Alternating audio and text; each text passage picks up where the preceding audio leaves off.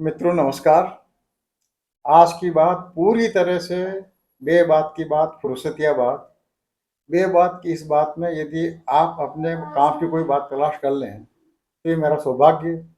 और आपको कोई काम की बात नहीं मिले और आपको लगे कि मैंने आपका समय नष्ट कर दिया है, तो उसके लिए मुझे क्षमा कर दीजिएगा, मैं आपका अपराधी हूँ। मैं विष्णु बैरागी और मेरी चैनल बैरागी की बातें लेकर आपके सामने उपस्थित हूँ। और बेवक्त में उपस्थित हूँ, फिर भी अर्ज़ है कि मेरा चैनल सब्सक्राइब कीजिएगा, करवाइएगा और इस वीडियो को लाइक कीजिएगा, साझा कीजिएगा, इस पर टिप्पणी अवश्य कीजिएगा। और आज का वीडियो चूँकि बिना बात का है, तो बिना बात के वीडियो कैसे लगते हैं आपको ये ज़रूर बताइएगा। मित्रों, आप साथ में जो चित्र देख रहे हैं, वो मेरे प्रिय मित्र अर्जुन और उसकी पत्नी आशा भाभी का है, मेरी आशा भाभी। अर्जुन मनासा में मेरा दूसरा घर है और हमारे इलाके का जाना पहचाना स्थापित लोकप्रिय और प्रतिष्ठित लेखक है।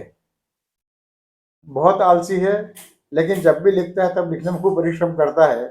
गए दिनों उसने मंदसौर जिले की पत्रकारिता पर जो एक लेख लिखा था, वो अद्भुत लेख है।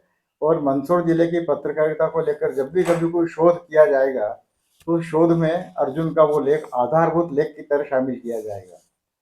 अर्जुन मेरी तरह बहुत ही विचित्र आदमी है। हम लोग सीधे नहीं हैं, बड़े अटपटे लोग हैं। हमारा मित्रमंडल, उसका जीवन का फलसफा बहुत शानदार है। आप सुनेंगे तो हंसेंगे और हम सब उसके मित्र लोग झल्लाते रहते हैं। तो उसका कहना है कि यदि सब ठीक ठाक है, तो क्या चिट्ठी लिखना और क्या फ़ोन करना, और बिना काम के फ़ोन क्यों करना, और बिना काम के फ़ोन करके सामने वाले का काम क्यों खराब करना। अब दिक्कत ये है कि उसे कोई काम है नहीं हमसे, इसलिए वो हमें टेलीफोन करता नहीं है। और हमारी हिम्मत नहीं होती है कि हम उसे टेलीफोन कर ले बिना काम के, क्योंकि उसका काम खराब करने के डांट कौन खाए। तो ये अर्जुन, इसका पूरा नाम है अर्जुन पंजाबी। शायद कभी आपने छोटे मोटे हमारे अपने नई दुनिया वगैरह में काफ़ी छपता रहा है ये। मुझे पन्ना पलटते हुए, अपने कागज पलटते हुए इसकी दो रचनाएं अचानक मिल गई। दो लघु कविताएं, छोटी कविताएं, और तीन लघु कथाएं, दो लघु कथाएं। अब तो मेरी बड़ी इच्छा हुई कि ये दोनों कविताएं और लघु कथाएं दोनों आप भी सुने। तो मेरी ये मेरे मन की भड़ास है जो मैं आपको उतार रहा हूँ। और मुझे लगता है कि आपको अच्छी लगेगी। और क्योंकि बहुत ज़्यादा वक्त नहीं होगा इसलिए आप बहुत ज़्यादा मुझसे नाराज भी नहीं होंगे, ऐसा मुझे पूरा भरोसा है। तो मेरे प्रिय मित्र अर्जुन, जिसका पूरा नाम है अर्जुन पंजाबी, उसकी पहले दो छोटी छोटी कविताएं मैं सुना रहा हूँ आपको। पहली कविता है वियोग। कुल 7 पंक्तियों की कविता है। एक साहब की बीवी मर गई, वे वियोग में सूख कर कांटा हो गए और हर कहीं चुभने लगे। दूसरी कविता है हस्तरेखाविद, यानी ज्योतिषी, जो हस्तरेखाएं देखता है। एक सुबह हस्तरेखा विशेषज्ञ ने बगैर ऐनक के अपना हाथ देख लिया, अपना हाथ देख डाला। हाथ देख पहले वे डर गए, फिर फौरन मर गए। उम्मीद है ये दोनों छोटी कविताएं आपको अच्छी लगी होंगी। और अब उसकी 3 है छोटी लघु कथाएं, बहुत बड़ी नहीं है। पहला है प्रतिकार। पहली लघु कथा है प्रतिकार। पढ़ रहा हूँ। चुनाव में फूल और कांटा दोनों ही उम्मीदवार थे। मतदाता था मानव की सारी कमजोरियों वाला एक सामान्य व्यक्ति। फूल ने कहा, प्रिय मतदाता, मैं तुम्हें जीवन में कोमलता का एहसास दूंगा। तुम जहां चलोगे मैं तुम्हारी राह में बिछ जाऊंगा। मेरे रहते विद्रुपता तुम्हारे निकट नहीं आ सकेगी। तुम्हारी सफलता पर स्वयं बिंदकर तुम्हारे गले का हार बनने को मैं उद्यत हूं। लेकिन खेद की बात ये रही कि मतदाता प्रभावित नहीं हुआ। कांटे ने अपना पक्ष प्रस्तुत करते हुए कहा, श्रीमान, मैं वादा करता हूं कि जब आप फूल तोड़ेंगे तब मैं आपको नहीं चुभूंगा और आप निश्चितता से फूल तोड़ सकेंगे। मतदाता इससे भी नहीं पिघला। कहानी का अंतिम हिस्सा जो हमारे चरित्र को उजागर करता है और बहुत तीखे पत्र उजागर करता है। मतदाता कांटे की इस बात से भी नहीं पिघला। कांटे ने मतदाता के चेहरे के भाव पढ़े उसने आश्वासन का दूसरा जाल फेंका, महोदय, मैं जानता हूं आपको अनेक लोगों से प्रतिकार लेना है। मैं जहां आपके फूल चुनने में बाधा नहीं बनूंगा, वहीं आपके दुश्मनों को फूल कदापि नहीं चुनने दूंगा, उनकी उंगलियों को लहूलुहान कर दूंगा।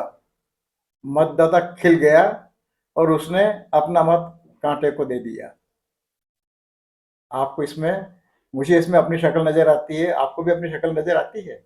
चलिए अगली लघु कथा, इसका शीर्षक है भूख। केकड़ा बहुत देर से कोशिश कर रहा था, दूर से बहकर आती लाश को वो काट नहीं पा रहा था। उसे आश्चर्य था कि मरने के बाद भी आदमी इतना कठोर कैसे है। पहले तो आदमी इतना कठोर नहीं था।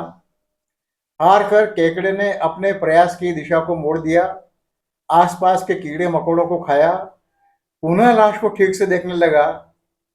तब जबकि उसका पेट भर गया था, उसकी भूख मर गई थी, उसे लगा, अरे, जिसे मैं लाश समझ रहा था वह तो लकड़ी का लट्ठा था।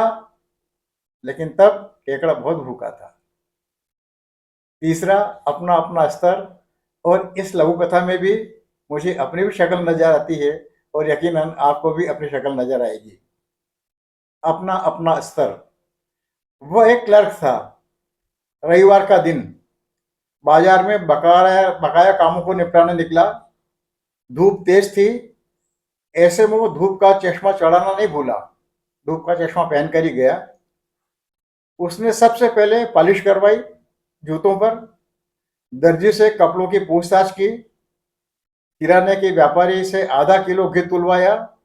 घर लौटा तो उसे ध्यान आया कि वो अपना चश्मा भूल गया है। सबसे पहले उसने जूता पॉलिश करने वाले से पूछा, क्यों बे, मैं यहाँ चश्मा तो नहीं भूल गया? और काफी देर तक उससे हुज्जत करता रहा। दर्जी से उसने 10 मिनट तक हुज्जत की। अंत में उसने व्यापारी से पूछा, क्यों साहब, यहाँ मेरा चश्मा तो नहीं रहा? नहीं तो, व्यापारी ने जवाब दिया। वह पॉलिश वाले को फिर से फटकारने की नीयत से चल पड़ा।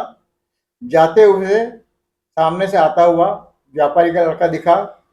उसने वही चश्मा आंखों पर चढ़ा रखा था, पर वो क्लर्क उस चश्मे को अपना नहीं कह सका, व्यापारी के बेटे को कुछ नहीं कह सका और चुपचाप घर लौट आया। उम्मीद है ये तीखी तीखी चुभन वाली, सत सैया के दोहरे की तरह मार करने वाली छोटी छोटी रचनाएं, मेरे प्रिय मित्र अर्जुन पंजाबी की रचनाएं आपको अच्छी लगी होंगी। मैं आपसे आशा कर प्रार्थना करता हूँ कि ये रचना आपको कैसी लगी जरूर बताइएगा। आपकी बड़ी कृपा होगी। बहुत बहुत धन्यवाद। नमस्कार। सदैव की तरह आपका कृपाकांक्षी मैं विष्णु बैरागी।